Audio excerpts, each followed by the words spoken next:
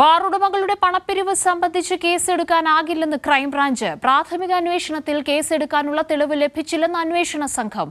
കോഴ നടന്നതിന് തെളിവില്ല. പുറത്തുവന്ന ശബ്ദരേഖ ചോർത്തിയതിനു പിന്നിൽ ഗൂഢാലോചനയുണ്ടെങ്കിൽ മാത്രം ക്രൈംബ്രാഞ്ച് തുടർ നടപടി സ്വീകരിക്കും. ബാറുടമയായ അനിമോന്റെ പണപ്പിരിവ് സംബന്ധിച്ച ശബ്ദരേഖ പുറത്തുവന്നതിന് പിന്നാലെയാണ് വിഷയത്തിൽ സമഗ്രാന്വേഷണം ആവശ്യപ്പെട്ട് എക്സൈസ് മന്ത്രിയുടെ ഓഫീസ് തന്നെ സംസ്ഥാന പോലീസ് മേധാവിക്ക് പരാതി നൽകുന്നത്.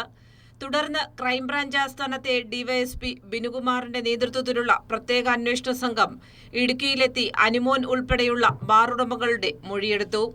ശബ്ദരേഖയിൽ താൻ പറഞ്ഞ കാര്യങ്ങൾ തെറ്റിദ്ധാരണയുണ്ടാക്കിയെന്നും സർക്കാരിന് നൽകാനായി പണപ്പിരിവ് നടന്നിട്ടില്ലെന്നും അനിമോൻ മൊഴി നൽകി. ഇതിന്റെ അടിസ്ഥാനത്തിലാണ് കേസെടുക്കാനാകില്ലെന്ന് ക്രൈംബ്രാഞ്ച് അറിയിച്ചത്. പ്രാഥമിക അന്വേഷണത്തിൽ കേസെടുക്കാനുള്ള തെളിവ് ലഭിച്ചില്ലെന്നും അന്വേഷണ സംഘം വ്യക്തമാക്കുന്നു. ക്രൈംബ്രാഞ്ച് സംഘത്തിന് ലഭിച്ചത് ബാർ കോഴ നടന്നിട്ടില്ലെന്ന് സ്ഥിരീകരിക്കുന്ന മൊഴികളായിരുന്നു. ആരും കോഴ നൽകാൻ ആവശ്യപ്പെട്ടിട്ടില്ലെന്ന് ഇടുക്കിയിലെ മറ്റ് ബാറുടമകളും മൊഴി നൽകി. പുറത്തുവന്ന ശബ്ദരേഖയിൽ പറയുന്ന പണപ്പിരിവ് കെട്ടിടം വാങ്ങാൻ വേണ്ടിയുള്ളതായിരുന്നെന്നും ബാറുടമകളുടെ മൊഴിയിൽ വ്യക്തമാക്കുന്നു. അതേസമയം ശബ്ദരേഖ ചോർത്തിയതിന് പിന്നിൽ ഗൂഢാലോചനയുണ്ടെങ്കിൽ മാത്രം തുടർ നടപടി സ്വീകരിക്കുക എന്നതാണ് അന്വേഷണ സംഘത്തിന്റെ നിലപാട്. കൈരളി ന്യൂസ്, തിരുവനന്തപുരം.